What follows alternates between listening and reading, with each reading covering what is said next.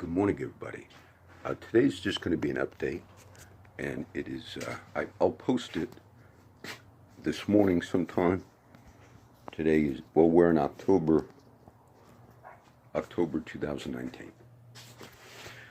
And I wanted to talk about just different things. And I don't mind speaking about all of the things and the struggles and everything. And I was talking to some friends this last few weeks, and I told them, I said, "Oh, I would talk about it on the videos. It's just I'm cutting down on making just updates, so I could be more effective and try to have something that's of value." Now, if I teach it all on this, then I have no problem replaying these. But the main thing I wanted to talk about was over the years, when you see some of these trips I repost and all, I've talked openly that it had to be like a bipolar or nothing wrong, but the thing that people suffer from. And they're always on the go. And I'm looking at some of the New York pictures. So what I would do is I would walk for miles. When I quit drinking, I'm sober almost 7 years. In January, it's 7 years. And when I quit drinking, they say people self-medicate. Now, as Christians, we understand we don't make excuses for things. But when I quit drinking, I was like walking miles and miles and miles. And many of those New York City videos and trips, and you see me repost, I'd go on a spur of the moment. I just went, and I understood that many times it was just, there were still purposes in, even when you wind up in a place, going a million miles an hour, jumping in the car, then stopping in the evening, you drove 1,000 miles. And I posted those because I was open that, this is has to be like a bipolar thing, which we refer to. So for what I've learned to do over time, the thing that always keeps me connected is prayer, having a routine, seeing my friends. And over time, I learned that melatonin, which is like a natural thing you buy at the grocery store, melatonin and valerian root, if I took those in the evening, which are natural like supplements, they help me to sleep. Because I also would get up the last few years, even at the fire department.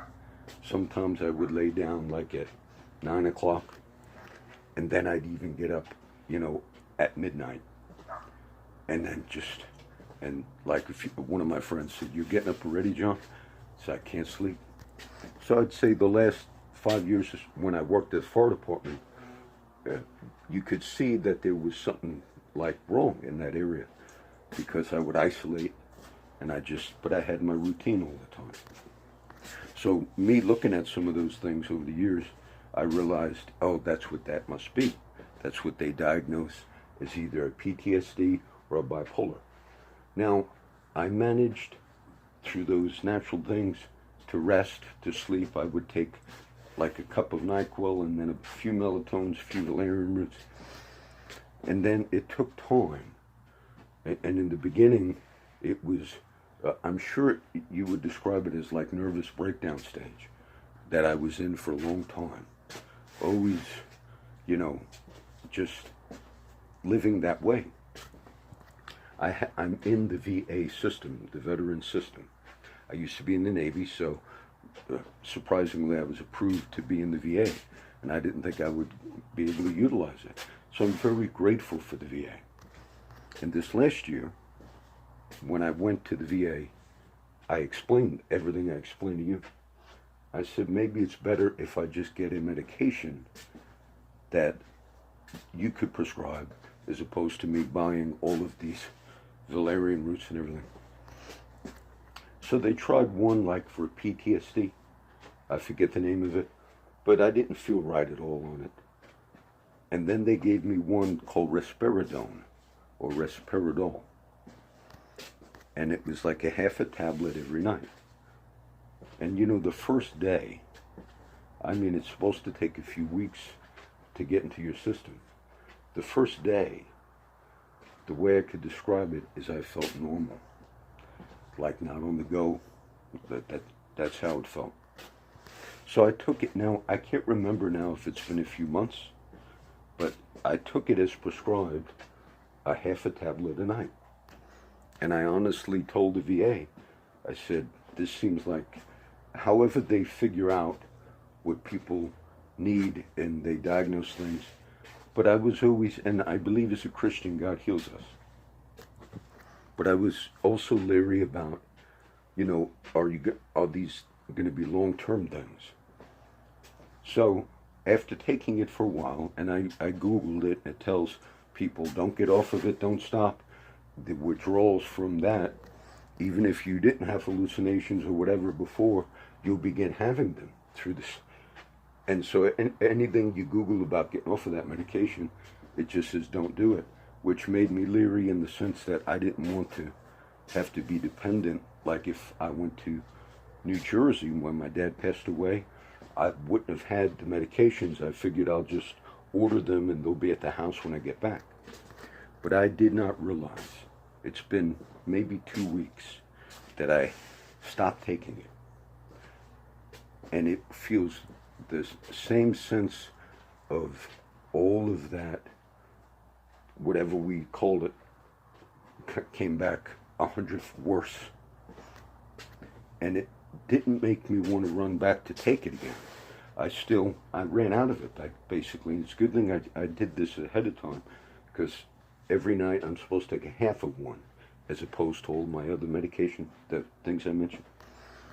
And for about 2 weeks I said, let's see how hard it is to get off of it. And the stress level, it felt like just like the beginning, when worse than when I got on it. And I thought, oh, if I'm this dependent on it, though it seems like this would have been if anything was going to be prescribed to me, it would have been this one. Because everything seemed balanced and level. And I wanted to make sure I could keep doing my routine, which is important for me, to teach, to communicate, to be grounded in historic Christian truth. That's how we stay safe. And so I felt like, let me get off of it. But I'll tell you, it's been a very big struggle. And this particular and anybody that's on anything, the normal advice is stay on whatever you've been prescribed. And I'm not trying to say I'm better than anybody or I can do it on my own. I understand. What I was worried about was how dependent would I be on it. That's what I was leery about. And then I realize now, after about 2 weeks, it feels about as bad as I ever felt. And then I learned to go to do my walks. I see my friends, and it's a part of my day.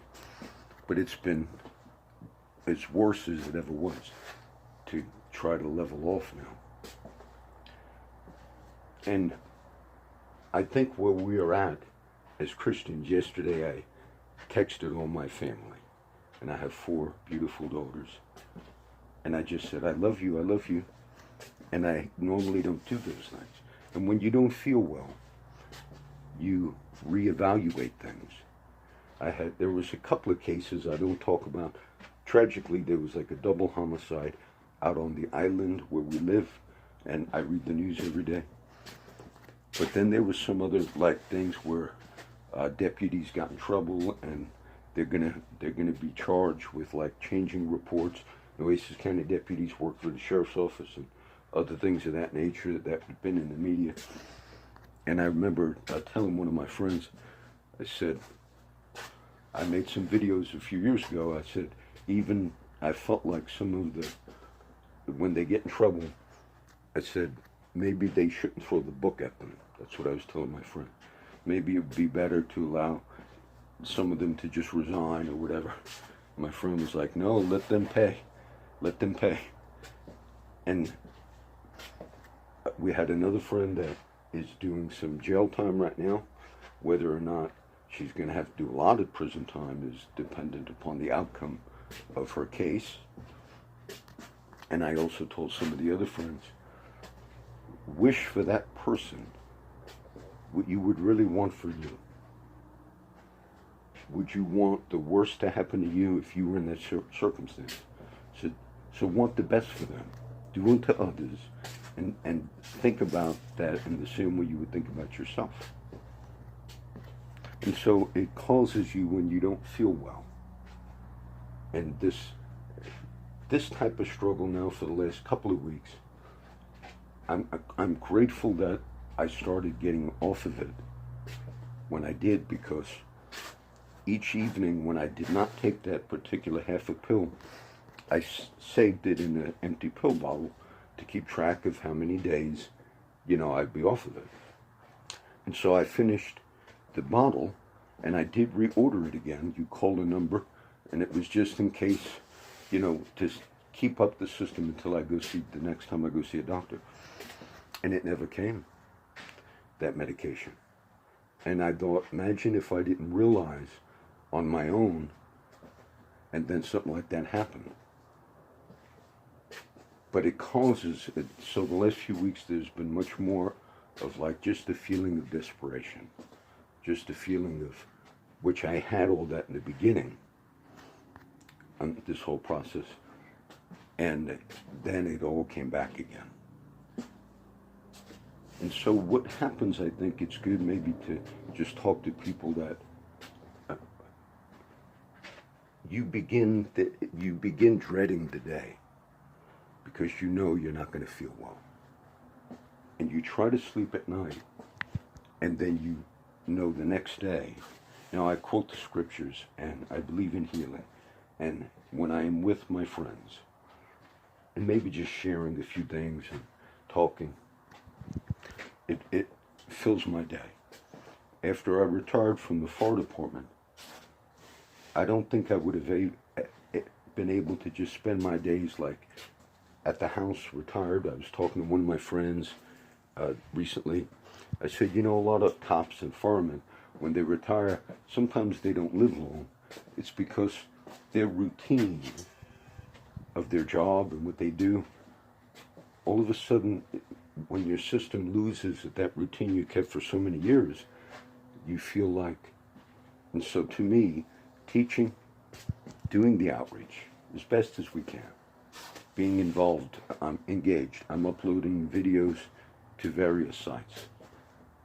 And I'm grateful, and it's caused me also to just be grateful, to pray for me, and not just prayers of desperation, though I pray those types of prayers, but to have the prayer time, to pray for nations, to pray for all of the people that are somehow a part of the ministry, to pray a normal routine of prayer is what keeps a big part of me being balanced. And so before I begin the prayer, it's always important. I thank the Lord, and blessed is the man whom God chooses, causes to approach unto thee, that he may dwell in your courts. So prayer is a benefit, and it's a privilege to be able to pray. Let me enter into your courts with thanksgiving and into your courts with praise. So I just wanted to give this update, which I'll post in a little while. Today is Wednesday, the end of October 2019. Just to tell all of our friends, I'm grateful for the friends we have. It's a responsibility when we teach or communicate. It's also a responsibility, I think. I had no problems of sharing this with you. And I shared it with a few of my Christian friends the last few weeks. And I told them, I said, I would have made a video on it. It's just, so to see the struggles that people go through, as I look at some of these pictures that I have from all those trips, New York City, and it was my goal to go back every year.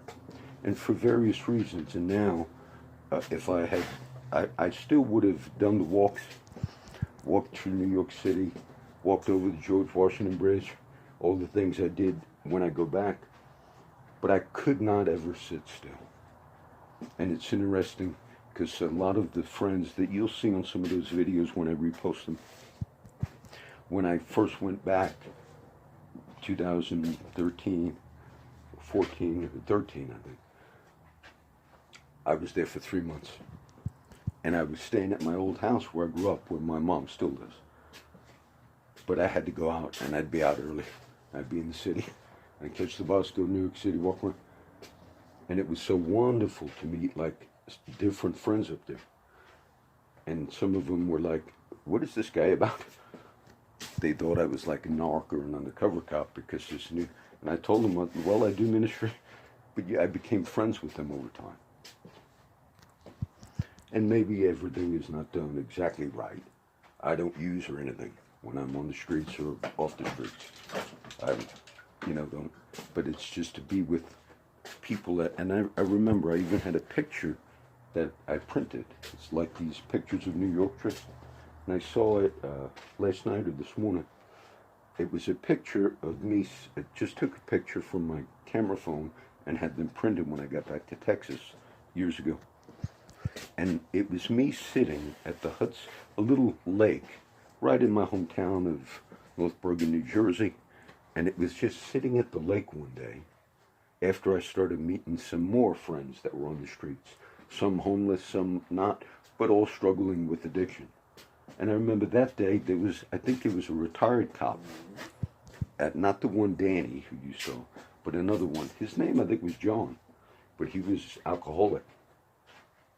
And one day we were just sitting there at the park, and I looked out, and for that one moment, I said, oh, see, this is where I'm supposed to be. Meaning I have to be with my friends or people that are out there. And so even when I made those trips back, when I began meeting my friends, and we became friends, my dear mom would ask me, you going to go see your friends? Because there wasn't a day where I could just sit and say, okay, today we're just going to watch TV or something of that nature. And when I don't feel well, like I'm not feeling well at all right now, I can't, it's hard for me to even sit inside. So when I get home in the evening, I sit in my yard because you have that feeling of like claustrophobia and all. But I guess I would say, as I end this update, the toughest part of it was before I got on these medications, which was a well-meaning thing. I managed somehow to feel, okay. But being on them and then getting off of them, it's not like you go back to where you felt before you got on them. No, it's like you go back to the beginning. These medications, Risperidol or Risperidone, I'm sure they're helpful because they were very helpful to me. And even the first day, I described to someone, it was like I saw things clearly. And so I recognized a lot of my friends in the streets, I could imagine, sometimes they're on medications. And then sometimes when they're not on them because you can see desperation, and other friends will know. They'll say, oh, they're bipolar, or they have this thing. And whether these things are diagnosed over too much or whatever, all I knew is it made a difference for me. But it was the dependency. I had a friend of mine that I was helping a few years ago. We were doing ministry together. And he used to be a big drug user. He got clean at that period of time in his life. And we did ministry together. He asked me to help him to do some ministry, which was good. I won't say too much, but I noticed he had a lot of back problems, a lot older brother, and he was on Xanax. They prescribed that to him. But then the days I would go by, help work with the brothers on the streets, we were doing it together. The days he was not on it, you could see seeking to get it.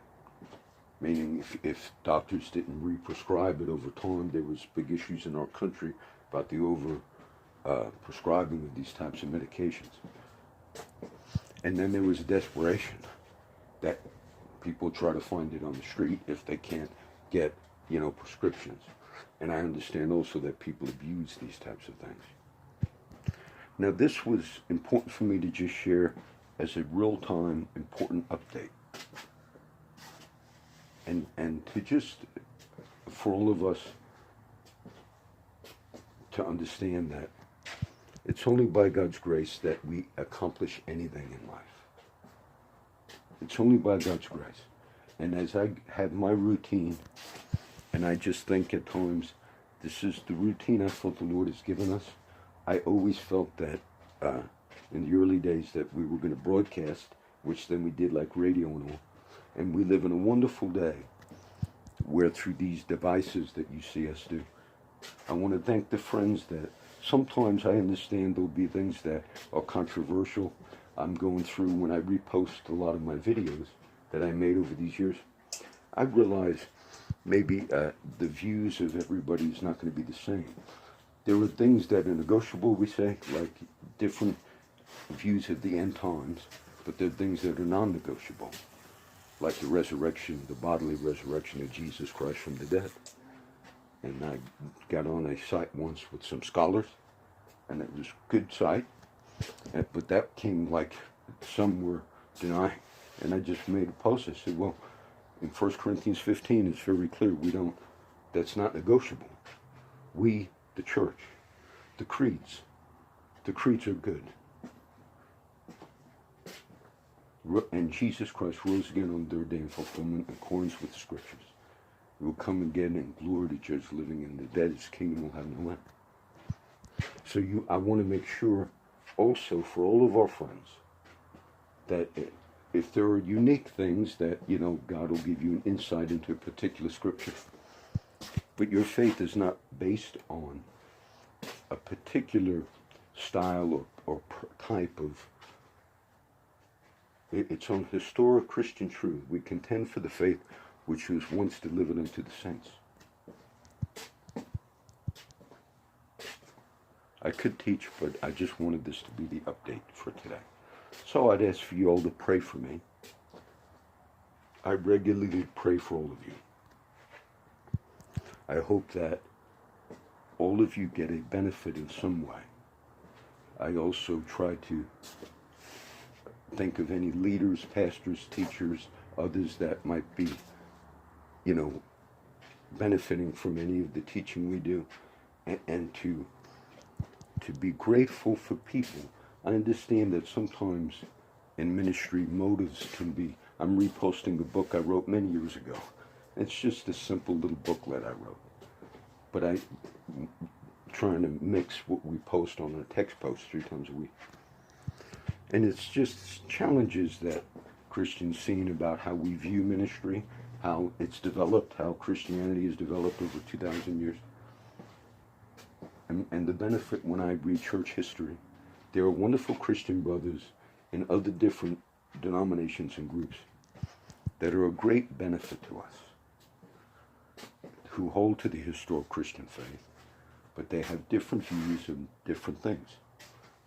And so I also want to thank all of our friends, be thankful to God for, there were times where I thought every year I'll go back to New Jersey, New York City. Now it's been the second year. The scriptures that says you will go out, but not by flight, nor with haste, but the Lord will go before you, be your rearward. And so even though I have not made this trip now in the last few years, I'm still grateful that we somehow still have, it's always people when they're younger in life and you feel like you're called into ministry, you always want to reach out to the people that you grew up with. That was always a big thing for me, as well as friends that you meet over the journey.